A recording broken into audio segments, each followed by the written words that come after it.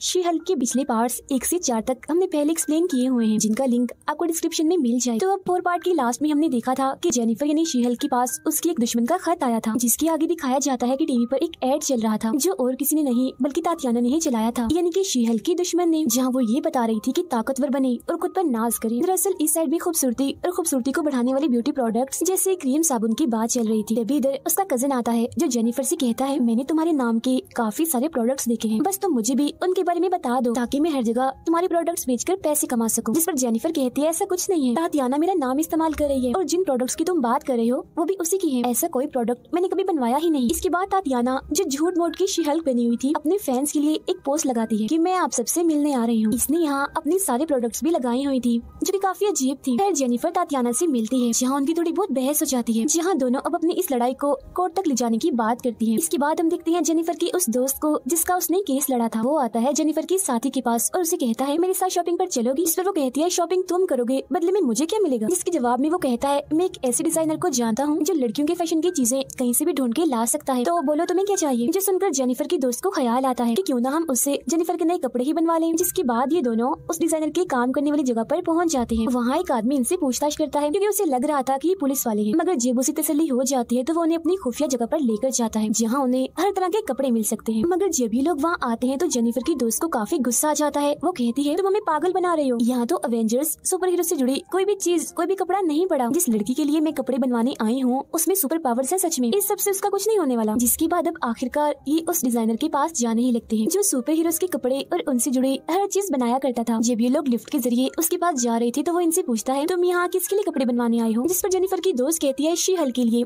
जो हल्क की बहन है। जिस पर वो कहता है, ओके ठीक है, 15 मिनट इंतजार करो फिर अंदर आ जाना। जो सुनकर दोनों खुशी में नाचने लगते हैं। इसके बाद जेनिफर और तातियाना का केस अदालत में पहुंच जाता है, जहां वो दोनों और सारे वकील भी आए हुए थे, जहां ये फैसला किया जाता है कि अगली सुनवाई थर्सडे को होगी। अब जेनिफर यानी शी हल्क अपना सूट लेने डिजाइनर के पास पहुंच जाती है। डिजाइनर पूछता है, आपको कैसा सूट चाहिए? जेनिफर कहती है, ऐसा कुछ बना दो जो मैं ऑफिस में पहन लूं। जो सुन डिजाइनर को गुस्सा आ जाता है। वो कहता है, मेरे सूट पहनकर सुपर हीरोज लड़ाई करते हैं और तुम वही सूट पहनकर ऑफिस जाओगी? वो कमाल करती हो, तुम ऐसा करो यहाँ से चले ही जाओ। जो सुन जेनिफर की दोस्त कहती है, अरे अरे बात सुनो, ये शी हल्क है, हल्क की बहन, उसके लिए तो तुमने कुछ बनाया नहीं, तो इसके लिए ही बना दो और खूब नाम कमाओ। तब आखिरकार वो उसका साइज लेकर उसके लिए सूट बनाने के लिए तैयार हो जाता है। फिर जब भी दोनों बाहर बैठकर खाना खा रही थी तो जेनिफर को याद आता है कि अगर हमें शी हल्क वाला केस जीतना है तो हमारे पास ज्यादा गवाह होने चाहिए, और ज्यादा गवाह हमें उस वेबसाइट से मिल सकते हैं जहाँ से मैंने अपने लिए लड़का ढूंढा था और उनसे मैं मिलने गई थी। और अब जब सुनवाई का दिन आता है तो वो 4 लोग भी आ जाते हैं जो जेनिफर से नहीं बल्कि शी हल्क से मिले थे शादी के लिए। हर कोई एक एक करके अपनी गवाही देता है। जिसके बाद ये बात सामने आती है कि शी हल्क का नाम तातियाना से पहले जेनिफर को ही मिल चुका था, जहाँ उसने इस नाम को अपना कर अपनी एक अलग पहचान बना ली थी। जिसके बाद ये केस जेनिफर के हक में जाता है और वो जीत जाती है। और वो केस जीत तो गई थी, मगर उसे इस बात का दुख था कि जिन 4 लोगों ने गवाही दी उन्होंने कभी जेनिफर को पसंद किया ही नहीं, बल्कि वो तो सिर्फ शी हल्क को ही चाहते थे। जीतने की खुशी में वो अपने लॉयर के साथ एक बार में जाती है, जहाँ लॉयर कहती है, तुम काम तो अच्छा करती हो, वैसे भी अच्छी हो यार, मगर तुम कपड़े अच्छे नहीं पहनती। कपड़ों से उसे याद आता है, ओ हाँ, डिजाइनर ने मेरे कपड़े बना दिए होंगे। जिसके फौरन बाद वो पहुंच जाती है डिजाइनर के पास कपड़े लेने के लिए, जहाँ वो उसे 2 सूट देता है, एक ऑफिस के हिसाब से और एक लड़ाई के हिसाब से। मगर यही हम देखते हैं कि एक और सुपर हीरो का सूट भी पड़ा हुआ था, जिसे पैक किया हुआ था ले जाने के लिए। फिर अब जेनिफर के पास उसकी सबसे अच्छी दोस्त की शादी का कार्ड आता है,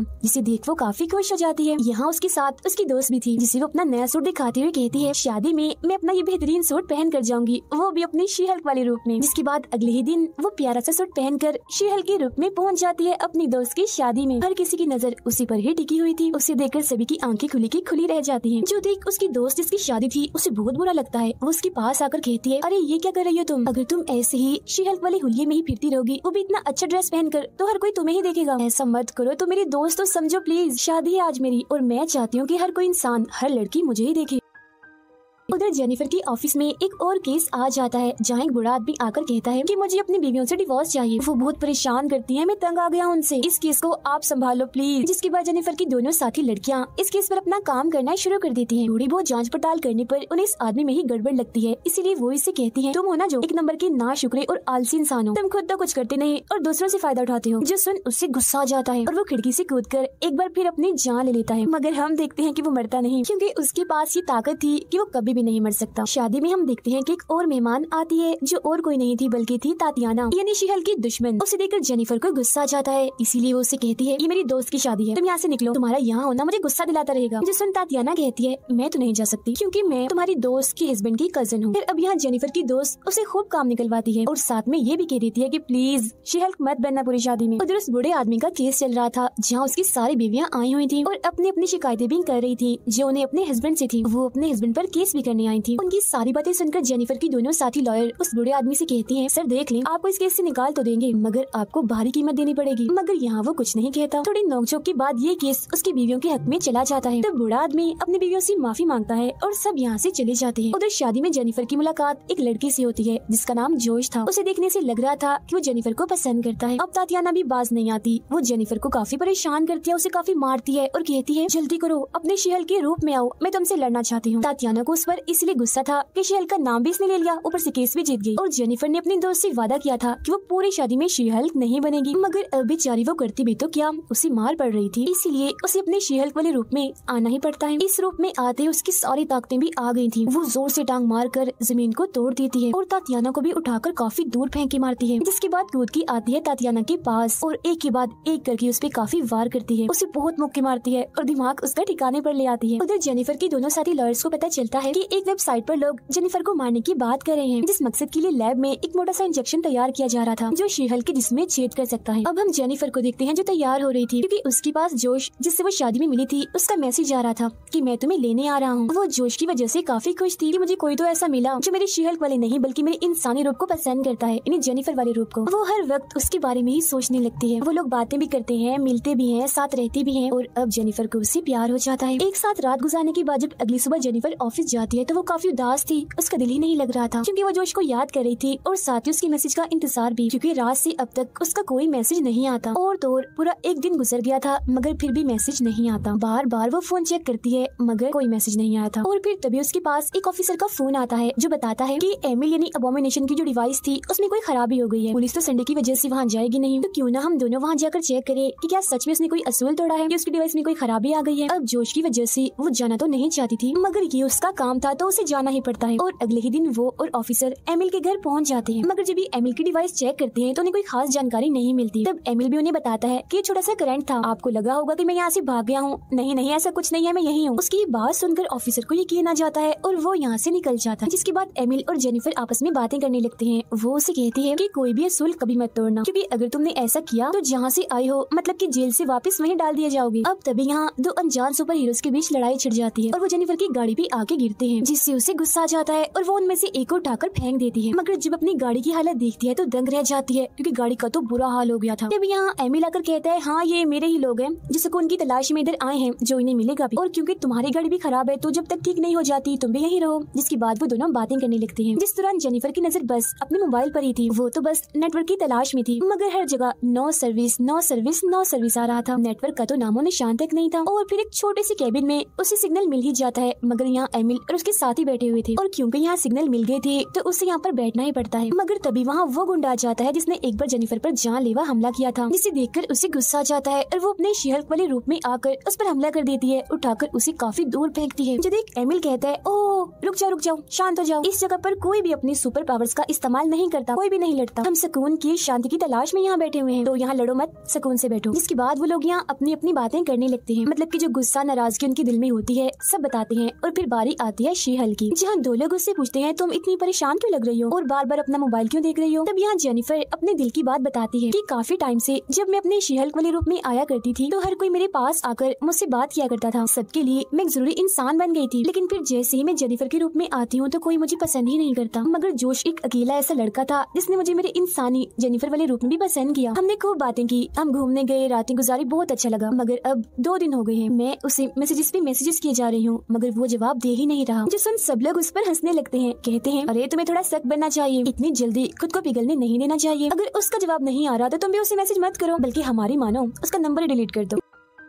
जिसके बाद हर कोई इस बात पर जोर दे रहा था कि अगर तुम उससे बदला लेना चाहती हो तो उसे जान से मार दो। जो सुन एकदम एमिल कहता है गाइस चुप शांत हो जाओ, हमें किसी से बदला नहीं लेना। उनकी बातें सुनकर जेनिफर की हौसला अफजाई हो जाती है और क्योंकि उसने सारी बात भी सामने रख दी थी तो उसका मन भी हल्का हो जाता है और वो शी हल्क से अपने जेनिफर वाले रूप में आ जाती है और ये सोचने लगती है कि शायद उसे भूल जाने में ही भलाई है। अब पूरा संडे एमिल के घर पर गुजारने के बाद उसका वापस जाने का वक्त आ गया था, जहाँ वो अपनी गाड़ी को ट्रक पर डालकर वहाँ से निकल पड़ती है। उसे देखने से ऐसा लग रहा था कि अपने इंसानी और शी हल्क वाले रूप से थोड़ा सा बाहर आकर वो पुरसकून सा महसूस कर रही थी। उसके चेहरे पर अलग ही खुशी थी। मगर अब यहीं से हम 3 दिन पहले का सीन देखते हैं। इन्हें जिस तरह जेनिफर जोश के साथ थी। जब जेनिफर सो रही थी तो जोश ने उसके मोबाइल का सारा डेटा कॉपी कर लिया था, साथ ही उसकी तस्वीर भी खींचकर किसी को भेज दी थी। जिसे तस्वीर सेंड की थी उसका नाम था हल्क किंग, जो वो इंसान हो सकता है जो वेबसाइट पर जेनिफर को मारने की बात कर रहा था। फिर अब हम एक जगह पर 2 चोरों को चोरी करता हुआ देखते हैं। मगर फिर तभी इधर एक फनी सुपर हीरो जिसकी हरकतें थोड़ी बहुत बच्चों जैसी थी वो आता है, जिसका नाम ली फ्रॉग था। वो उन चोरों से काफी लड़ता तो है मगर बेचारा मार ही खाता है, लेकिन फिर भी वो रुकता नहीं और अपने तेज टेम्परेचर जो आग पैदा करते थे उन जूतों का इस्तेमाल करने लगता है, मगर खुद ही गिर जाता है और फिर तभी उसके जूतों में आग जलने लगती है, जिससे उसे वैसे तो चोट लगती ही है, साथ ही जूते जलने की वजह से उसके पैसों का नुकसान भी हो जाता है। इसीलिए वो सीधा पहुंच जाता है लॉयर जेनिफर के पास, मतलब कि शी हल्क के पास, और कहता है कि मुझे इंसाफ चाहिए, साथ ही जो मेरा नुकसान हुआ है उसकी भरपाई भी। जिस सुन जेनिफर कहती है हाँ केस तो करना पड़ेगा, मगर जूते बनाने वाले पर क्यों, उसने तुम्हें खराब जूते दिए, तो क्या मैं उसका नाम जान सकती हूँ? और जैसे वो नाम बताता है शी हल्क काफी हैरान रह जाती है क्योंकि ये वही डिजाइनर था जिसने इसके कपड़े भी डिजाइन किए थे और वो बेचारी यहाँ फंस गई थी। इसीलिए अपने सीनियर ऑफिसर के पास जाती है और पूछती है सर प्लीज मुझे थोड़ी फेवर दीजिए, या मैं ये केस ना लड़ूं या फिर आप इस केस को किसी और वकील को दे दो, क्योंकि वो डिजाइनर तो मेरे कपड़े भी बनाता है, अगर मैं ही उसके खिलाफ केस लड़ूंगी तो ये तो मेरा भी नुकसान है। जिस ऑफिसर उसे सीधे ये सलाह देते हैं कि हो सके तो इस केस को तुम बाहर ही निपटा लो, कोर्ट तक लेकर ही ना आओ। जिसके बाद वो फौरन उस डिजाइनर के पास पहुंच जाती है और उससे कहती है कि एक सुपर हीरो ने तुम पर केस किया है, मगर मैं जानती हूँ कि तुम एक अच्छे इंसान हो, दिल के साफ हो, तो तुम किसी का नुकसान भी नहीं कर सकते, तो अगर तुम मेरे उस क्लाइंट को उसके पैसे वापस कर दो तो हम इस केस को यही रफा दफा कर सकते हैं। लेकिन ये सुनकर डिजाइनर को गुस्सा आ जाता है और वो जेनिफर का पार्टी में जाने वाला सूट जिसे वो अभी बना रहा था उसे फाड़ देता है, जो देखकर जेनिफर का गुस्सा भी हद से बढ़ जाता है। इसीलिए वो कहती है कि ठीक है फिर अब मैं तुम्हें कोर्ट में ही देख लूंगी। जिसके बाद अगले दिन हम कोर्ट का सीन देखते हैं, जहाँ एक और सुपर हीरो आता है जिसका नाम मैट मर्डोक है, जो असल में डिजाइनर का वकील बन के आया था। फिर अब जैसे केस शुरू होता है तो जेनिफर बताती है कि इस डिजाइनर ने अभी तक जितने भी कपड़े चीजें बनाई हैं लोगों को हमेशा उसी मसलों और मुश्किलात का सामना ही करना पड़ा। जिस पर मर्डोक कहता है कि गलती इधर ली फ्रॉग की है, इसने अपने जूतों में पेट्रोल भरवाया ही क्यों था और उन्हें इतना हाई टेम्परेचर पर क्यों रखवाया। डिजाइनर भी बोलता है हालांकि मैंने भी इसे ऐसा करने से मना किया था, मगर इसने जिद करके ये पेट्रोल वाले जूते बनवाए। इन सभी बातों से मर्डोक का पलड़ा भारी होता जा रहा था और फिर इस तरह की ही चंद बातों से वो इस केस को जीत ही जाता है। अब हालांकि जेनिफर हार गई थी मगर वो बेचारी फिर भी इस डिजाइनर को कहती है कि प्लीज मैं तुम्हारे पाँव पकड़ती हूँ, इस बात को हमारे काम के बीच में मत लाना, मेरा सूट लाजमी बना देना प्लीज। मगर डिजाइनर उसे साफ साफ मना कर देता है। अब शाम को जब जेनिफर बार में बैठी थी तो तभी यहाँ पर मर्डोक आता है जो उसे अपने साथ शराब पीने का कहता है। यहाँ इनके बीच थोड़ी बहुत बातचीत भी चलती है, मगर तभी मर्डोक को कॉल आती है और वो यहाँ से चला जाता है। जेनिफर को भी एक लड़के का मैसेज आता है जो उसे मिलने बुलाता है। जब वो उसे मिलने जाती है तो उसे खास पसंद नहीं आता, इसीलिए वो उसे वहीं छोड़कर अपने घर आ जाती है। वो घर जाकर अभी सो ही रही थी कि तभी उसके पास ली फ्रॉग का फोन आता है। वो इसे कहता है मैं इस वक्त मुसीबत में हूँ, जल्दी से आ जाओ। तब जेनिफर जल्दी से अपना शी हल्क वाला नया सूट पहनकर वहाँ पहुँच जाती है जहाँ ली फ्रॉग ने उसे बुलाया था। यहाँ उसकी मुलाकात होती है मर्डोक से जो अपने सुपर हीरो वाले सूट में था और यही ली फ्रॉग के पीछे पड़ा हुआ था। यहाँ इन दोनों के बीच काफी लड़ाई होती है, दोनों एक दूसरे को मार रहे थे, जिसका फायदा उठाकर ली फ्रॉग गाड़ी लेकर यहाँ से भाग जाता है। लड़ते लड़ते जेनिफर कहती है तुम तो इतनी ताकतवर भी नहीं, तो फिर इतने अच्छे से कैसे लड़ रहे हो? इस पर मर्डोक कहता है वो असल में मैं इसके लिए एक खास तरीके का इस्तेमाल करता हूँ जो लड़ने में मेरी मदद करता है। और जेनिफर अभी हमारा लड़ने का टाइम नहीं बल्कि ली फ्रॉग को रोकने का है, क्योंकि उसने उस डिजाइनर को अपने कब्जे में लिया हुआ है।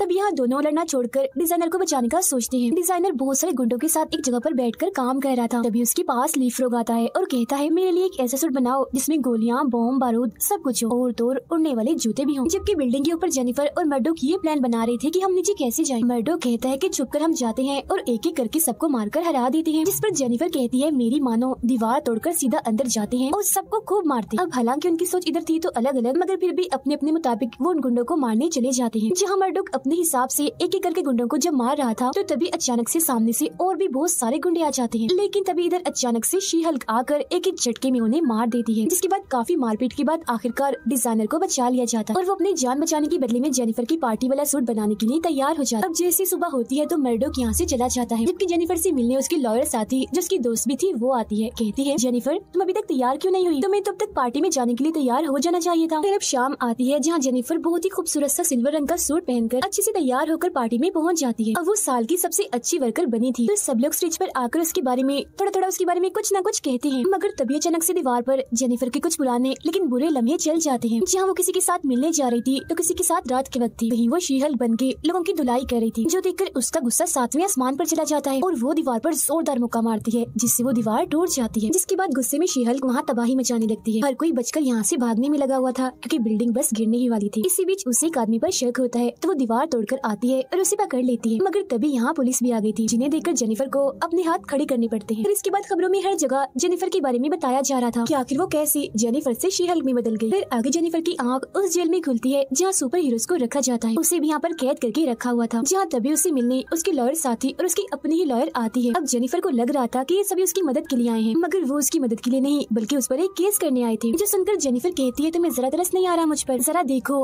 कैसे मेरा पर्दा सबके सामने फाश किया, मुझे बेनकाब किया, तुम्हें तो मेरी मदद करनी चाहिए, उल्टा तुम मुझ पर केस करने के लिए आए हो। जहाँ तभी उसकी लॉयर कहती है कि अगर तुम्हें बचना है तो सभी शर्तों को मानना होगा। जिसके बाद उसकी टांग पर एक डिवाइस लगा दी जाती है। हर जगह खबरों में उसके बारे में बुरी बुरी बातें चल रही थी और तो उसे फिलहाल काम से भी निकाल दिया गया था। अब इस तरह के माहौल में जेनिफर का दिल अपने घर में नहीं लग रहा था, तो वो अपना घर छोड़कर अपने मॉम डैड के पास आ जाती है, जहाँ वो फैमिली खाना खाती है और उसके मॉम डैड उसे काफी सहारा देती है। उधर जेनिफर की दोस्त ये पता लगवाने की कोशिश कर रही थी कि आखिर पार्टी में जेनिफर के बारे में वो सारी वीडियोस किसने चलाई। जहाँ तभी उसे पता चल जाता है कि ये सब एक वेबसाइट से हुआ था, जिसके मालिक का नाम है हल्क किंग, जिसे जोश ने जेनिफर का सारा डेटा भेजा था। जो देखकर जेनिफर की दोस्त सोचती है कि यहाँ पर तो बहुत सारे लोग हैं, तो अगर किसी एक को भी पकड़ लिया जाए तो हल्क किंग का पता लग सकता है। तो वो जेनिफर की बचपन की एक वीडियो जैसे उस वेबसाइट में डालती है तो फौरन उस पर हल्क किंग जवाब देता है, जिससे जेनिफर की दोस्त को उसकी लोकेशन का पता चल जाता है, मतलब कि इस वक्त वो किधर है। जेनिफर सारे हालात की वजह से काफी परेशान थी, इसलिए पहले वो हल्क को मैसेज करती है, मगर कोई जवाब न आने पर एमिल को करती है, यानी अबोमिनेशन को। मगर क्योंकि उसके इलाके में नेटवर्क नहीं था तो वो खुद ही उससे मिलने पहुंच जाती है, मगर उसे वो वहाँ पर नहीं मिलता। इस वक्त जेनिफर के दोनों दोस्त भी यहाँ आ जाते हैं, क्योंकि ये वही लोकेशन थी जो उसकी दोस्त ने निकाली थी हल्क किंग की। असल में ये एक ही जगह थी जहाँ एमिल का घर था और हल्क किंग ने मीटिंग बुलाई थी। अब जेनिफर की दोस्त गाड़ी में ही रहती है, जबकि उसका मेल फ्रेंड अंदर मीटिंग में जाता है, जहाँ दोनों कॉल के जरिए एक दूसरे से राब्ते में थे। यहाँ सभी लड़के बात कर रहे थे कि लड़कियों में कोई भी सुपर पावर्स नहीं होती, मगर तभी इधर आ जाता है टॉड। उसे देखकर जेनिफर का दोस्त सोचता है कि ये कौन है और यहाँ क्या कर रहा है। अब टॉड भी सोच में पड़ जाता है कि मुझे इतने गौर से क्यों देख रहा है, कहीं मेरा काम ना खराब कर दे। इसीलिए वो उसे गले लगाकर कहता है, ओ हेलो, पहचाना नहीं, मैं तुम्हारा बचपन का दोस्त हूँ। जिसके बाद स्टेज पर टॉड एक स्पीच देता है, जिसमें वो कहता है कि जेनिफर को उसकी सारी ताकतें खैरात में मिली हैं, वो इन ताकतों की हकदार है ही नहीं। जेनिफर जो कि एमिल के घर थी, वो एक गुंडे से मिलती है और उससे पूछती है कि मैं एमिल को ढूंढ रही हूँ, लेकिन वो मुझे कहीं भी नहीं मिल रहा। जिस पर वो कहता है कि एक मीटिंग चल रही है जिसमें एमिल अपने दोस्तों के साथ है। जिस दिन फौरन जेनिफर भी उस मीटिंग में चली जाती है और देखती है कि ये पूरी मीटिंग टॉड ने ही बुलाई है। तभी यहाँ जेनिफर के दोस्त जो पहले से ही मौजूद थे बताते हैं, और एक सच ये भी है कि हल्क किंग जो तुम्हारा दुश्मन बना हुआ है वो और कोई नहीं बल्कि यही है, यानी टॉड। अब उसका पर्दा भी फाश हो गया था, इसलिए टॉड यानी हल्क किंग जेनिफर को कहता है कि तुम्हें तुम्हारी ताकतें खैरात में मिली है, मगर मैंने इन्हें खुद अपनी मेहनत से पाया है। इसके बाद वो एक इंजेक्शन खुद को लगाता है जो उसके साइंटिस्ट ने कड़ी मेहनत के बाद बनाया था। इंजेक्शन लगते ही वो भी हल्क में बदलने लगता है और आ जाता है अपने हल्क किंग वाले रूप में। अब सारी सूरत हाल कंट्रोल से बाहर थी ही कि तभी इधर तातियाना भी पहुंच जाती है। हर तरफ अफरा तफरी गुस्से का माहौल था, मगर तभी यहाँ आ जाता है हमारा सुपर हीरो हल्क यानी ब्रूस बैनर। उसके और हल्क किंग के दरमियान लड़ाई होने ही वाली थी कि तभी जेनिफर बोलती है, रुक जाओ,